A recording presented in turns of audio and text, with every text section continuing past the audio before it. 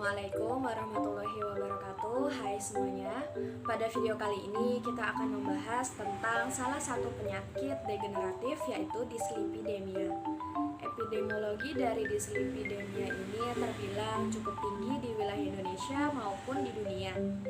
Dislipidemia ini diketahui sebagai salah satu faktor risiko munculnya penyakit kardiovaskular. Nah, kardiovaskular ini telah membunuh 4 juta orang per tahunnya di Eropa, dan di Indonesia sendiri prevalensi penyakit kardiovaskular mencapai 1,5%. Pembahasan pokok yang akan kita bahas pada hari ini ada 7. Yang pertama adalah pengertian dari dislipidemia, yang kedua penyebab dari dislipidemia, yang ketiga adalah gejala yang dikeluarkan dari dislipidemia, yang keempat ada akibat atau komplikasi dari dislipidemia, yang kelima adalah pencegahan dislipidemia, yang keenam adalah pengobatan, dan yang ketujuh adalah diet dislipidemia.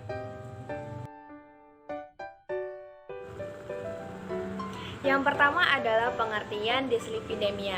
Dislipidemia merupakan penyakit yang kelainannya ada di metabolisme lipoprotein, termasuk produksi lipoprotein yang berlebihan atau defisiensi dari lipoprotein. Manifestasi dari dislipidemia kemungkinan dari peningkatan kolesterol total, LDL, dan trigliserida, serta penurunan konsentrasi HDL di dalam darah. Nah, peningkatan lipid di dalam darah berkaitan dengan diet dan juga lifestyle. Peningkatan kadar insulin yang lama juga dapat menyebabkan dislipidemia. Dislipidemia ini tidak menimbulkan gejala dan biasanya baru terdeteksi saat pemeriksaan darah atau medical check-up. Apa sih kolesterol itu? Kolesterol adalah zat lemak yang berguna untuk memecah makanan dan memproduksi hormon. Kolesterol sendiri dapat dibagi menjadi beberapa jenis, yaitu kolesterol baik, kolesterol jahat, dan juga trigliserida. Yang pertama adalah kolesterol baik atau yang disebut dengan HDL. Ini disebut baik karena bertugas mengangkut kolesterol ke dalam hati untuk kemudian dibuang ke dalam kantung empedu, sehingga tubuh menjadi bersih dan dari kelebihan kolesterol. HDL ini mencegah penumpukan plak, melindungi arteri, dan mencegah kita dari penyakit kardiovaskular. Yang kedua dan yang ketiga adalah LDL dan trigliserida. Mereka berdua dikenal sebagai kolesterol jahat yang bertugas mengangkut kolesterol dari organ hati ke sel-sel yang membutuhkan. LDL mengandung lebih banyak lemak daripada HDL. Semakin banyak jumlah HDL dan trigliserida akan mengganggu kesehatan manusia, sebab LDL dan juga trigliserida ini dapat menempel di dinding arteri sehingga membentuk plak dalam perjalanannya. Berikut adalah nilai normal tes laboratorium. Yang pertama, kolesterol total harus di bawah 200 mg per desiliter, trigliserida di bawah 150 mg per desiliter, LDL di bawah 100 mg per desiliter, HDL pada pria harus lebih dari 40 mg per desiliter, dan HDL pada wanita lebih dari 50 mg per desiliter. Berikut ini ada ilustrasi cara kerja kolesterol. Di sini ada jenis-jenis lipoprotein yang membawa kolesterol dalam darah. Yang pertama ada HDL, LDL, dan trigliserida. LDL dan trigliserida dalam perjalanannya sering sekali terhambat dan akhirnya akan membentuk plak, sehingga aliran darah yang menuju organ akan terhambat.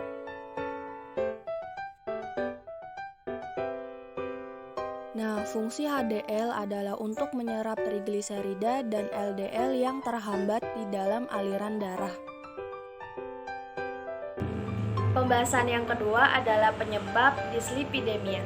Dislipidemia ini terjadi karena adanya gangguan pada metabolisme lipoprotein, sehingga kadar lipoprotein menjadi lebih tinggi atau lebih rendah dari nilai normalnya.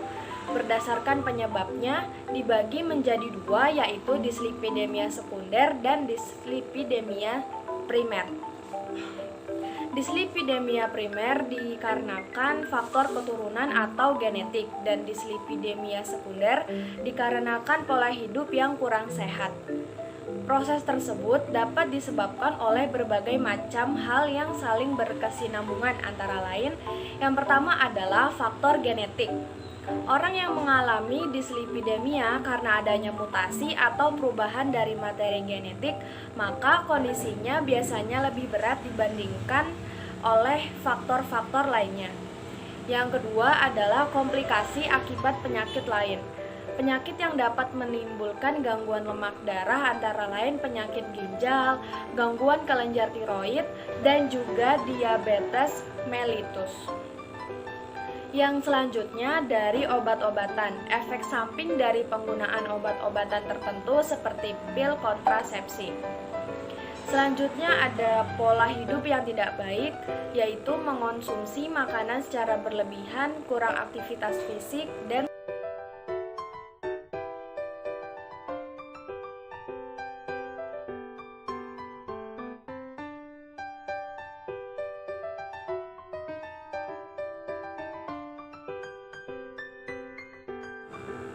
pembahasan yang ketiga adalah gejala dari dislipidemia.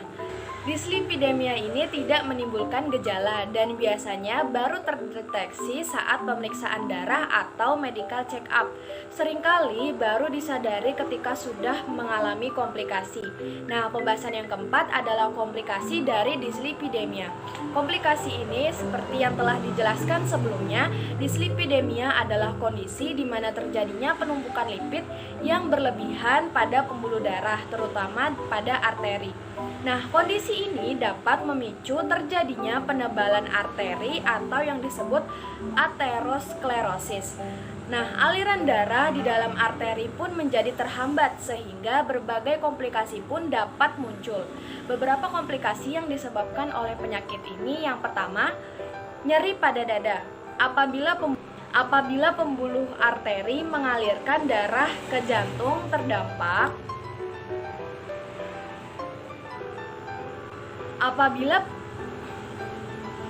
Apabila penyumbatan terjadi pada pembuluh arteri yang mengalirkan darah ke jantung, ada kemungkinan dapat mengalami nyeri dada atau anggina dan gejala-gejala penyakit arteri koroner.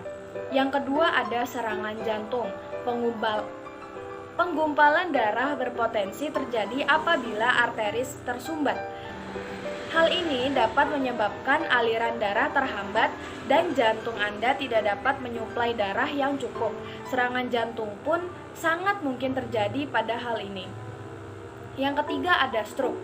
Sama seperti serangan jantung, stroke bisa terjadi apabila penggumpalan darah memotong aliran darah yang menuju ke otak sehingga otak tidak dapat suplai oksigen yang cukup. Pembahasan yang kelima adalah pencegahan penyakit dislipidemia. Yang pertama, mengurangi konsumsi lemak jahat yang ditemukan pada daging merah, jeroan, coklat, dan juga gorengan. Yang kedua adalah olahraga rutin. Yang ketiga, mengurangi konsumsi alkohol. Yang keempat, berhenti merokok dan menggunakan produk pengganti rokok lainnya. Yang selanjutnya, meningkatkan konsumsi lemak tak jenuh yang dapat ditemukan pada kacang-kacangan, ikan salmon, minyak zaitun, dan juga buah alpukat. Selanjutnya adalah memperbanyak serat dari buah-buahan dan juga sayur. Yang selanjutnya, perbanyak minum air putih. Pembahasan yang keenam adalah pengobatan. Pada tahap awal dislipidemia, pengidap dislipidemia disarankan untuk melakukan perubahan gaya hidup dengan menurunkan konsumsi lemak jenuh dan meningkatkan aktivitas fisik sehingga keadaan kadar lemak yang seimbang dapat tercapai dengan sendirinya. Pada tahap dengan kadar komponen lemak yang lebih tinggi, dokter dapat meresepkan satu atau lebih obat untuk menurunkan kadar lemak, tergantung pada komponen mana yang seperti yang pertama, Golongan statin yang diberikan pada pengidap yang memiliki kadar kolesterol total yang tinggi atau kadar LDL yang tinggi. Yang kedua, golongan niacin diberikan pada pengidap yang memiliki kadar HDL atau lemak baik yang rendah. Yang ketiga, golongan fibrat yang direkomendasikan untuk penderita yang memiliki kadar trigliserida yang sangat tinggi sehingga berisiko menimbulkan komplikasi penyakit jantung atau juga stroke. Pembahasan yang terakhir adalah diet dislipidemia di rumah sakit. Diet ini memiliki tujuan untuk mencapai atau mempertahankan status gizi optimal pada pasien, yaitu IMT. IMT idealnya adalah 18,5 sampai 22,9. Yang kedua, mengubah jenis dan jumlah asupan lemak jenuh, lemak trans, dan juga kolesterol.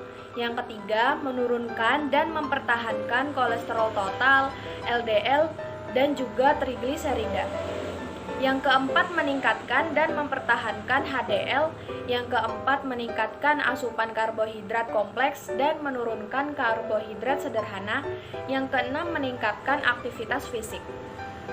Nah, jenis-jenis diet dislipidemia di rumah sakit dibagi menjadi dua, yaitu diet dislipidemia 1 dan diet dislipidemia 2. Diet dislipidemia 1 mengandung kolesterol dan lemak jenuh lebih tinggi dibandingkan diet dislipidemia kedua.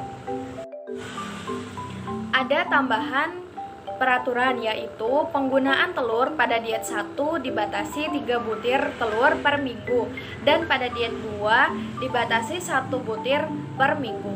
Penggunaan minyak pada diet 1 boleh menggunakan minyak jenuh, yaitu minyak kelapa sawit, dan pada diet 2 hanya menggunakan minyak tidak jenuh ganda, yaitu minyak jagung atau kedelai. Yang ketiga, penggunaan susu pada diet 1 boleh memakai susu penuh dan pada diet 2 hanya memakai susu skim. Bahan makanan yang dianjurkan adalah beras merah, pasta, makaroni, roti tinggi serat, sereal, ubi, kentang, ikan, unggas tanpa kulit, susu skim, yogurt rendah lemak, semua sayur dalam bentuk segar direbus, dikukus, disetup, ditumis menggunakan minyak jagung, serta semua buah dalam keadaan segar atau dalam bentuk jus, minyak jagung, kedelai, serta kacang tanah. Sedangkan bahan makanan yang tidak dianjurkan adalah pie, cake, muffin, cheese bread, donat, biskuit, potato chip, egg noodle, krim pasta, cracker berlemak, dan kue berlemak lainnya, serta daging angsa, daging bebek, ikan goreng, daging kambing, daging babi, jeroan, sarden, kuning telur, susu kental manis, krim, yogurt dari susu penuh, keju, es krim, santan, minyak kelapa dan minyak kelapa sawit, serta es krim.